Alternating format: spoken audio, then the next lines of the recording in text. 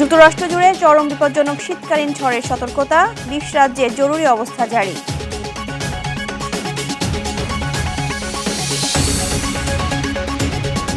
কানাডার বিরুদ্ধে শতভাগ শুল্ক আরোপের হুমকি ট্রাম্পের, ওয়াশিংটন অটোয়া সম্পর্কে আবারও উত্তেজনা।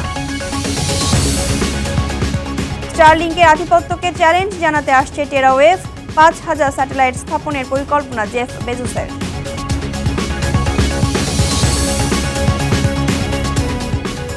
উত্তর আমেরিকার রাজনীতি, অর্থনীতি, অভিবাসন ও আন্তর্জাতিক সম্পর্কের সর্বশেষ খবর নিয়ে আপনাদের জন্য আরটিভির বিশেষ পরিবেশনা আমেরিকা রাউন্ড আপ। সঙ্গে আছি আমি রিভা। তুষারপাতের পাশাপাশি তীব্র শীতকালীন ঝড়ের কবলে পড়েছে যুক্তরাষ্ট্রের 20 কোটির বেশি মানুষ। পরিস্থিতির ভয়াবহতায় দেশটির অন্তত 20টি অঙ্গরাজ্যে জরুরি অবস্থা ঘোষণা করা হয়েছে। বাতিল করা হয়েছে অন্তত 13,000 ফ্লাইট। চলতি সপ্তাহে নিউ জার্সিতে শীতকালীন ঝড়ের প্রস্তুতি ও সতর্কতায় বাসিন্দাদের সড়কে অবস্থান না করার নির্দেশ দিয়েছে রাজ্য কর্তৃপক্ষ। New York city, Long Island ও নিউ জার্সির বড় অংশে 8 থেকে 12 ইঞ্চি তুষারপাতের সম্ভাবনা রয়েছে বলে জানায় আবহাওয়া অফিস। আরও জানাচ্ছেন ইমরুল হাসান।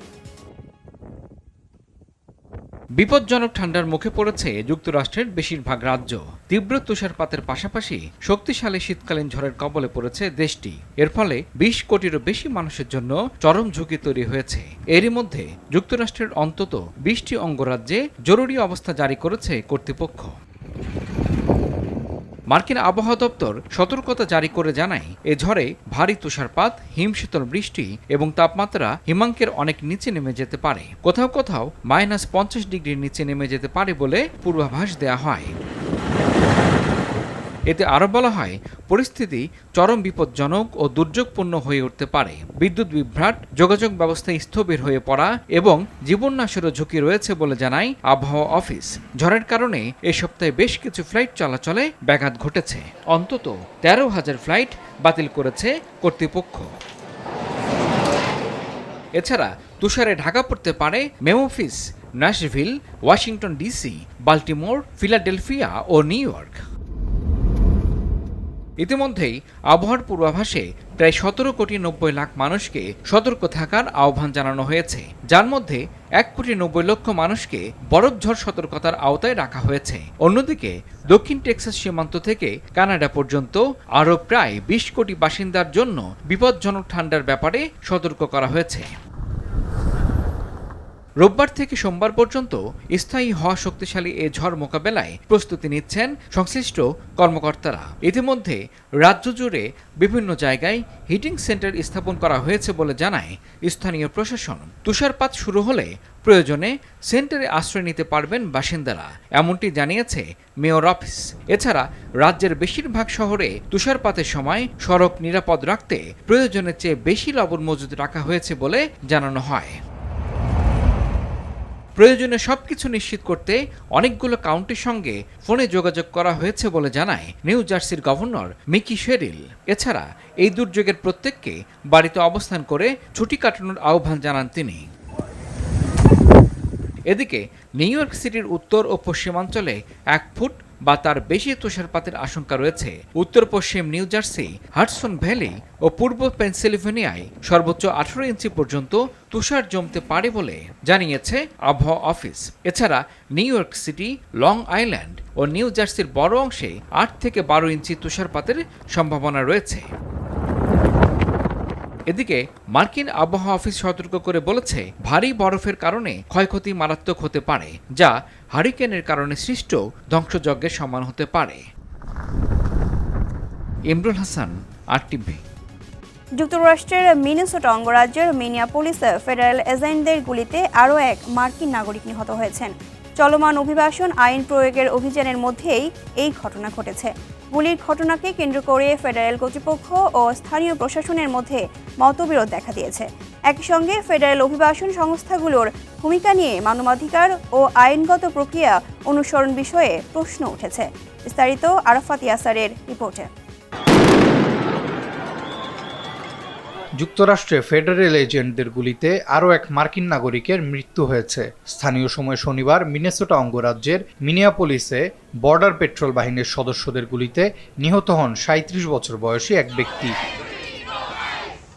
হোমল্যান্ড সিকিউরিটি বিভাগের এক বিবৃতিতে জানানো হয়, নিহত ব্যক্তির হাতে অস্ত্র ছিল। তাকে নিরস্ত্র করার চেষ্টা করলে তিনি আক্রমণাত্মক হয়ে ওঠেন। এ সময় আত্মরক্ষার্থে গুলি চালানো হয় বলে দাবি কর্তৃপক্ষের। তবে ঘটনার তদন্ত শুরুর আগেই হোয়াইট হাউসের সিনিয়র সহকারী স্টিফেন মিলার নিহত ব্যক্তিকে সন্ত্রাসী হিসেবে আখ্যা দেন। মিনিয়াপলিস পুলিশের প্রধান জানান, ঘটনাটি এখনো তদন্তাধীন এবং সব তথ্য এখনো স্পষ্ট নয়। মিনিয়াপলিসের মেয়র জেকব ফ্রে অভিযোগ করেন, মুখোশধারী ফেডারেল এজেন্টরা শহরে অভিযান চালিয়ে স্থানীয় বাসিন্দাদের সঙ্গে সহিংস আচরণ করেছে। তিনি ফেডারেল এজেন্টদের দায়মুক্তির বিষয়েও উদ্বেগ প্রকাশ করেন। Put America first. এই ঘটনার প্রেক্ষাপটে মিনেসোটার governor Tim Walz president Donald ট্রাম্পের কাছে মিনিয়াপলিস থেকে আইসের সদস্যদের প্রত্যাহারের আহ্বান জানান এবং নিরপেক্ষ তদন্তের অনুমতি চান। এর আগে 5 বছর বয়সী এক শিশু ও তার বাবাকে এবং পরে 2 বছর বয়সী এক শিশু কন্যা ও তার বাবাকে ওয়ারেন্ট ছাড়াই আটক করার অভিযোগ উঠেছে আইসের বিরুদ্ধে। এসব ঘটনায় যুক্তরাষ্ট্রের অভিবাসন নীতি বাস্তবায়নে মানবাধিকার ও ন্যায্য প্রক্রিয়া অনুসরণের আহ্বান জানিয়েছে জাতিসংঘ। আরাফাত ইয়াসার, RTV। পারিবারিক কলহের জেরে যুক্তরাষ্ট্রের জর্জিয়ায় ভারতীয় স্বামীর গুলিতে স্ত্রীসহ নিহত হয়েছেন 4 জন। ঘটনার সময় ঘরের ভেতরে থাকা 3 শিশু অল্পের জন্য প্রাণে বেঁচে যায়। স্থানীয় সময় শুক্রবার জর্জিয়া অঙ্গরাজ্যের লরেন্সভিল শহরের একটি বাসভবনে এই মর্মান্তিক ঘটনা ঘটে। এ ঘটনায় পুলিশ অভিযুক্ত স্বামীকে গ্রেপ্তার করেছে। এ হত্যাকাণ্ডে শোক প্রকাশ করেছে আটলান্টার ভারতীয় কনসুলেট জেনারেল। সামাজিক মাধ্যমে দেওয়া পোস্টে কনসুলেট অফিস জানায়, মর্মান্তিক এই ঘটনায় কনসুলেট অফিস গভীরভাবে শোকাহত। ভুক্তভোগী পরিবারকে সম্ভাব্য সব সহায়তা দিচ্ছে কনসুলেট অফিস। পরিবারের এক সদস্যের কাছে শিশুদের হস্তান্তর করা হয়েছে। চীনের সঙ্গে বাণিজ্য চুক্তি ঘিরে কানাডার বিরুদ্ধে শতভাগ শুল্ক আরোপের হুমকি দিয়েছেন মার্কিন প্রেসিডেন্ট ডোনাল্ড ট্রাম্প। এই নিয়ে নতুন করে উত্তেজনা তৈরি হয়েছে ওয়াশিংটন অটোয়া সম্পর্কে। বাকিটা থাকছে ইমতিয়াজ আহমেদের রিপোর্টে। সম্প্রতি বেজিং সফর করেন কানাডার প্রধানমন্ত্রী মার্ক কার্নি। বৈঠক করেন চীনের প্রেসিডেন্ট শি জিনপিং এর সঙ্গে। বৈঠকের পরই বড় এক ঘোষণা দেয় চীন ও কানাডা। কানাডার ক্যানোলা তেলের উপর চীনের আরোপিত 85% শুল্ক কমিয়ে 15% করা হয়, যা কার্যকর হবে 1 মার্চ থেকে। অন্যদিকে চীনের বৈদ্যুতিক যানবাহনের উপর শুল্ক কমিয়ে সর্বনিম্ন বা মোস্ট ফেভার্ড নেশন হারে 6.1% নির্ধারণে সম্মত হয় কানাডা। চীনের সঙ্গে কানাডার এই নতুন বাণিজ্য সমঝোতাকে কেন্দ্র করে দেশটিকে হুঁশিয়ারি দিয়েছেন মার্কিন প্রেসিডেন্ট ডোনাল্ড ট্রাম্প। চুক্তি বাস্তবায়ন হলে কানাডার সব পণ্যের উপর শতভাগ শুল্ক আরোপ করা হবে বলে জানিয়েছেন মার্কিন প্রেসিডেন্ট। সামাজিক মাধ্যম ট্রুথ সোশ্যালে দেওয়া পোস্টে ট্রাম্প জানান, কানাডা যুক্তরাষ্ট্রে চীনা পণ্য প্রবেশের ড্রপ অফ পোর্ট বা ট্রানজিট পয়েন্ট হতে পারবে না। এ সময় কানাডার প্রধানমন্ত্রী মার্ক কার্নিকে গভর্নর বলেও উল্লেখ করেন মার্কিন প্রেসিডেন্ট।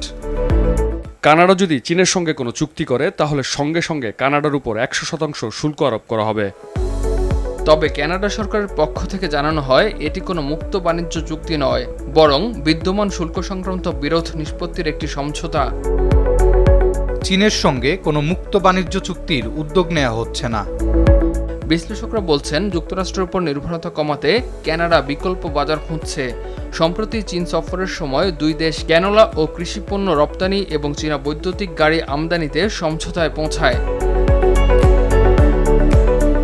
এদিকে সুইজারল্যান্ডের দাভোসে বিশ্ব অর্থনৈতিক ফোরামে দেয়া বক্তব্যে মার্ক কার্নি যুক্তরাষ্ট্রের নীতির কঠোর সমালোচনা করেন।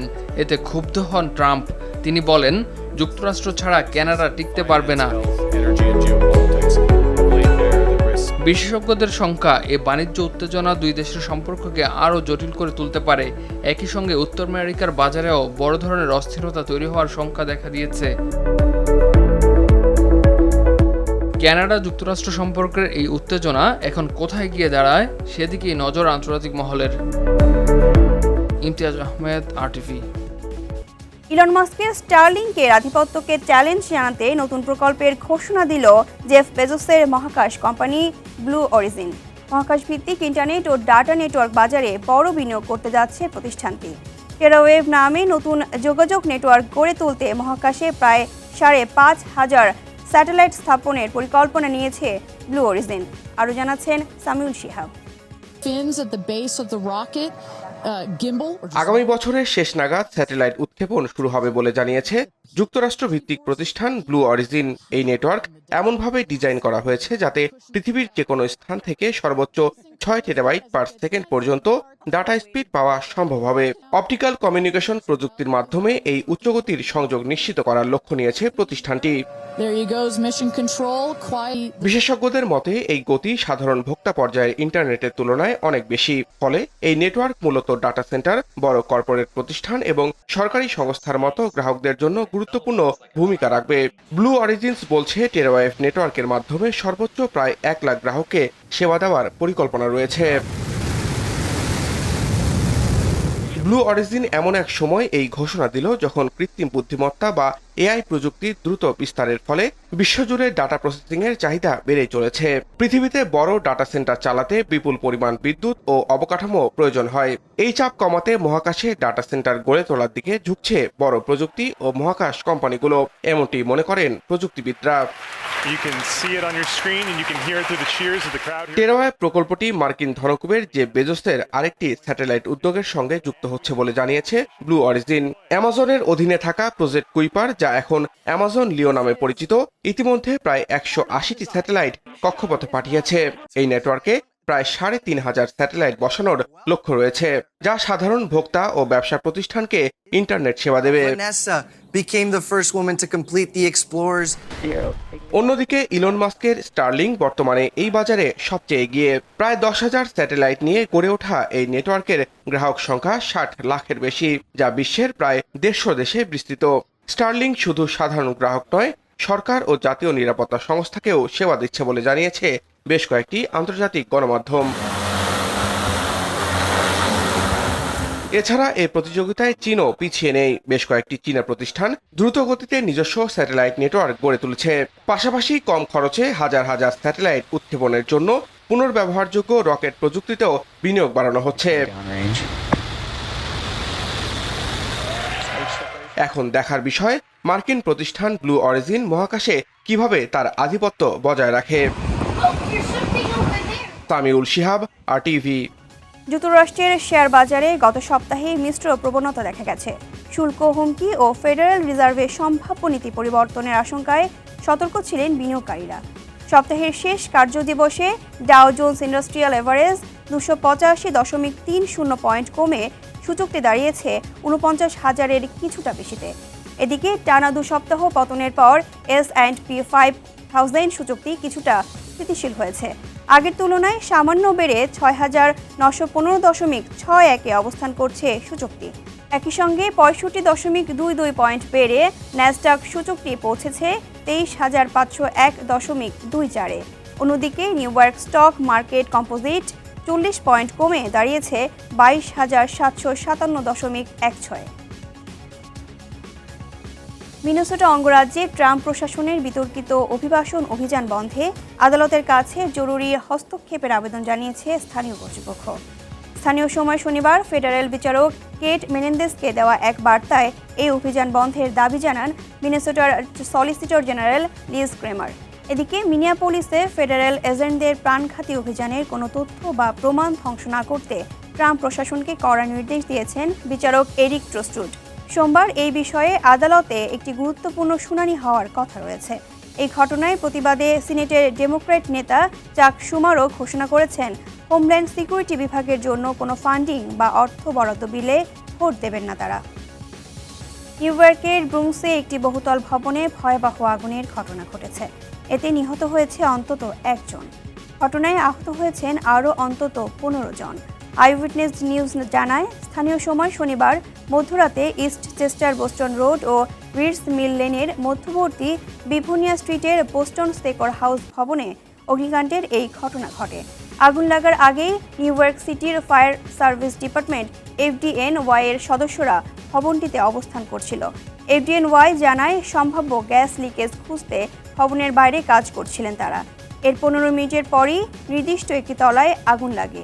মুহূর্তেই ভবনের বেশ কয়েকটি অ্যাপার্টমেন্টে আগুনের লেলিহান শিখা ছড়িয়ে পড়ে। এই পর্যন্তই আমেরিকা রাউন্ড আপ।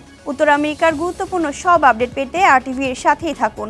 মতামত জানান RTVর সামাজিক যোগাযোগ মাধ্যমে। সবাই ভালো থাকুন।